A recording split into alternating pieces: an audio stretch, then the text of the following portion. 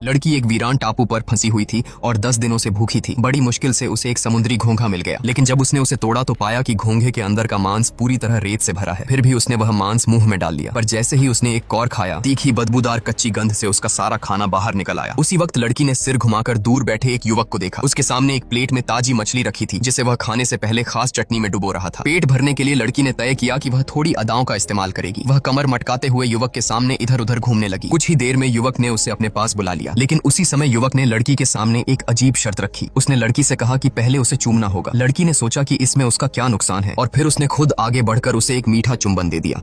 इसके बाद युवक ने बड़ी बड़ी मछली के टुकड़े उठाकर खाने शुरू किए। उस दिन से दोनों एक दूसरे के सहारे हो गए। युवक अपनी शानदार मछली पकड़ने की कला से हर बार उम्मीद से ज्यादा शिकार करता और लड़की भी हाथ बटाती। दोनों की मेहनत से उन्होंने जल्दी ही एक छोटी सी झोपड़ी बना ली, जो हवा और बारिश से बचा सकती थी। लड़की धीरे धीरे युवक की ओर खींचने लगी, यहाँ तक कि सोते समय भी दोनों अनजाने में एक दूसरे से सटकर लेट जाते। लेकिन कुछ समय बाद एक हादसा हो गया। एक दिन युवक हमेशा की तरह मछली पकड़ने गया था। काम खत्म होने पर उसने समुद्र किनारे एक आदमी को बेहोश हालत में पाया और उसे बचाकर अपनी झोपड़ी तक ले आया। लड़की ने जैसे ही उस आदमी को देखा, वह पागलों की तरह भागकर उसके पास पहुंची और दोनों का व्यवहार देखकर युवक समझ गया कि वे असल में पति पत्नी हैं। युवक के दिल में अजीब सी कसक उठी। वहीं मौत के मुंह से बचे उस आदमी जिसका नाम जैक था, उसे भी इस सुनसान टापू पर 10 दिन से अकेले साथ रहने वाले मनुएल और उसकी पत्नी जेनिफर पर शक हुआ। उसे संदेह हुआ कि उसकी गैर मौजूदगी में जरूर जेनिफर और मनुएल के बीच कुछ न कुछ तो हुआ ही होगा। खैर, जैक के पास लाइटर थी। उसने आग जलानी शुरू की। जब जेनिफर और मनुएल लौटे और आग देखी तो खुशी से झूम उठे, क्योंकि अब उन्हें कच्चा मांस नहीं खाना पड़ेगा। मगर जैक ने उल्टा मनुएल से कहा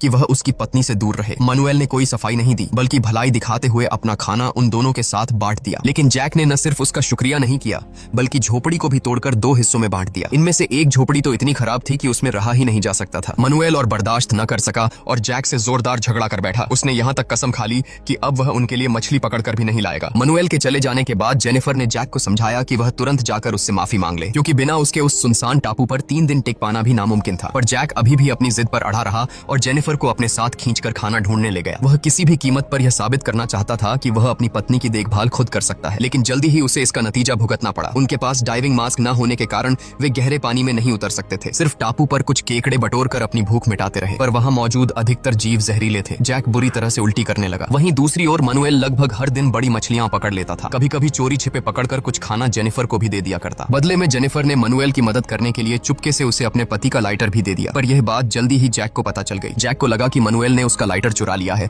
और उसी गुस्से में एक मुक्का मारकर मनुएल को नीचे गिरा दिया। अंत में वह मनुएल का खाना भी ले गया। तब जाकर मामला ठंडा हुआ। पर जैक की नजर अब मनुएल के डाइविंग मास्क पर थी। एक दिन जब मनुएल घोड़े बेचकर सो रहा था, तो जैक चुपके से उसकी झोपड़ी के पास गया और वहां टंगी डाइविंग मास्क लेकर उत्साह से गहरे समुद्र में कूद पड़ा। मगर उसने यह सोचा भी न था कि यही काम उसकी जिंदगी की सबसे बड़ी भूल साबित होगी। जब मनुएल उठा और पाया कि उसका मास्क गायब है, तो वह सीधा समुद्र में जैक से अपना हिसाब बराबर करने निकल पड़ा। जेनिफर ने जब यह नजारा देखा तो वह तुरंत मनुएल को रोकने की कोशिश करने लगी, पर न केवल वह उसे रोक नहीं पाई, बल्कि उसी दौरान खुद मनुएल के हवस का शिकार भी हो गई। पहले तो जेनिफर ने मनुएल को रोकने की नाकाम कोशिशें की, पर कहीं न कहीं उसे भी मनुएल से लगाव हो गया था। जल्दी ही उसने खुद को मनुएल के सामने सरेंडर कर दिया। कुछ घंटों बाद जब जैक लौट कर आया तो उसने डाइविंग मास्क मनुएल की तरफ फेंक दिया और कहा कि उसका मास्क हवा से दूसरी तरफ उध गया था। हालांकि मनुएल सच्चाई जानता था, मगर फिर भी वह शांत रहा और उसे घूरता रहा। वापस झोपड़ी पहुंचकर जैक ने जब अपनी पत्नी की तरफ देखा तो उसे समझते देर न लगी। जैक गुस्से से भड़क उठा। हालांकि जेनिफर ने उसे समझाने की कोशिश की और कहा कि उसने यह सिर्फ उसकी जान बचाने के लिए किया, वरना मनुएल आज गुस्से में जैक को मार डालता। मगर जैक ने उसकी एक नहीं सुनी। उसने जेनिफर के बाल पकड़कर उसे मनुएल के पास फेंक दिया और दिल ही दिल में कसम खाई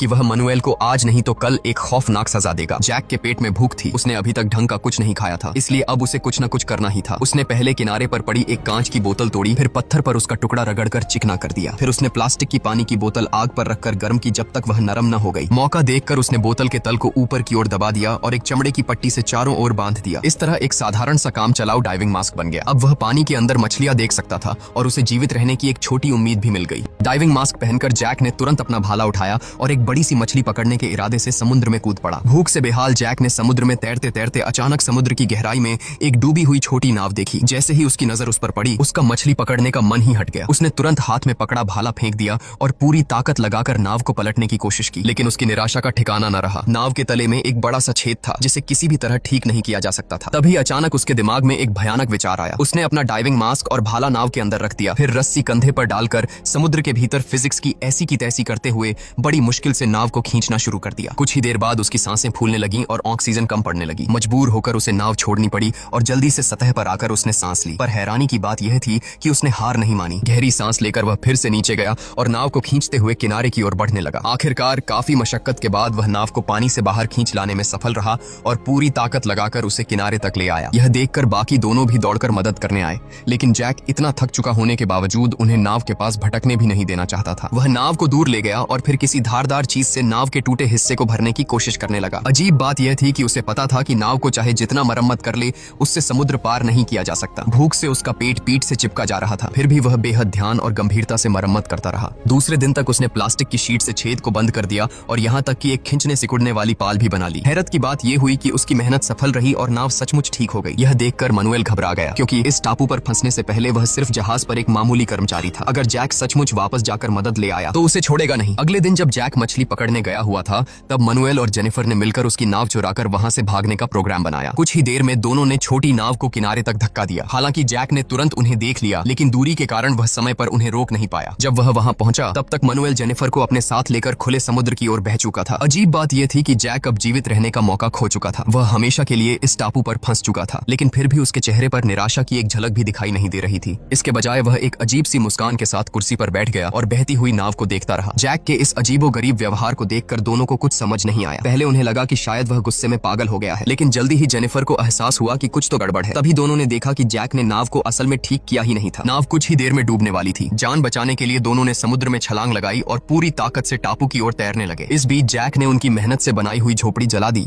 और आराम से भुनी हुई मछली खाते हुए भी कोई जल्दबाजी नहीं दिखाई। दूसरी तरफ जेनिफर और मनुएल तैरते तैरते थककर चूर हो चुके थे, पर फिर भी उन दोनों ने हार नहीं मानी और किसी तरह टापू पर वापस आ पहुंचे। जैक ने जैसे ही देखा कि मनुएल तट पर आ चुका है, उसने तुरंत मछली मारने वाला भाला उठाकर उस पर हमला करने की कोशिश की। हालांकि मनुएल मजबूत और फिट था, लेकिन घंटों तक लगातार समुद्र में तैरने के कारण उसके शरीर में अब बिल्कुल भी जान नहीं बची थी। भाला लगते ही मनुएल ने एक दर्दनाक चीख लगाई और सीधे समुद्र में गिर गया। जैक तुरंत पीछे पीछे गया और भाला कसकर उसके सीने में घोंप दिया। कुछ ही पलों में समुद्र का पानी खून से लाल हो गया। मनुएल की कहानी वहीं खत्म हो गई। इसके बाद जैक ने जेनिफर को बांधकर सख्त सजा दी। जेनिफर को एहसास हुआ कि इस निर्जन टापू पर जिंदा रहने के लिए उसे जैक की बात माननी ही पड़ेगी। उसकी आंखों में डर और विनम्रता साफ दिख रही थी। कुछ समय बाद जैक ने अपनी पत्नी की बेवफाई को माफ कर दिया। दोनों ने फिर से रेत पर एक छोटी झोपड़ी बनाई और कड़ी मेहनत भरी जीवन जीने लगे। दिन रात काम करते हुए दोनों ने साधारण लेकिन सुरक्षित जीवन बिताना शुरू किया। काफी समय बाद एक टूरिस्ट उस निर्जन टापू पर आया। उस वक्त जैक मछली पकड़ने समुद्र में गया हुआ था। इधर जेनिफर ने कभी सपने में भी नहीं सोचा था कि कोई आएगा। वह खुशी से उछलते हुए झोपड़ी से बाहर निकली। टूरिस्ट ने उसे अपनी नाव में बैठाया। जेनिफर को खुशी और थकान दोनों महसूस हो रहे थे। न जाने कितने महीनों बाद आज उसने पेट भरकर खाना खाया। उसी समय जैक ने समुद्र से अपना सिर निकालकर देखा तो पाया कि टूरिस्ट की नाव उसके पास से गुजर रही थी। तभी उसकी नजर नाव पर बैठी जेनिफर पर गई। उसने जेनिफर को आवाज लगाया,